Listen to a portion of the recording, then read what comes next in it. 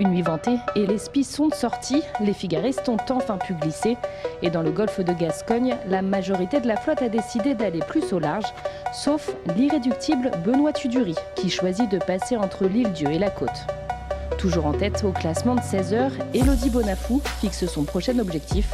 J'aimerais bien aller chercher les 5 minutes de bonification à la bouée de la Solitaire, ça serait pas mal, et puis après on va dérouler au fur et à mesure. Et ben le vent a encore un peu sorti là, on a 18 nœuds, donc c'est pas mal, ça plane bien et il y a un peu de houille qui nous permet de surfer.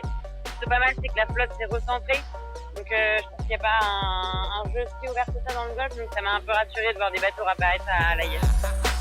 Basile Bourgnon, leader du classement général et 6e à moins de 3000 nautiques d'Élodie Bonafou, assure ses arrières en profitant d'un vent portant d'une quinzaine de nœuds.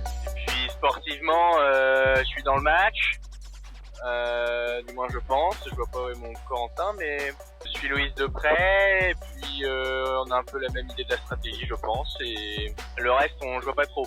Enfin, c'est un peu le piment de la course, c'est qu'on prend des options et on sait jamais trop où sont les autres.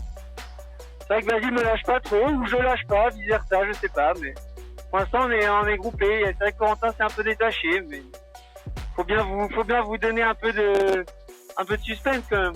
Les figaristes devraient enrouler la bouée solitaire du Figaro, marque du sprint intermédiaire dans la soirée, au large d'Ourtin en Gironde, avant d'entamer leur remontée du golfe de Gascogne en direction de Piriac-sur-Mer, au près, dans un vent faiblissant.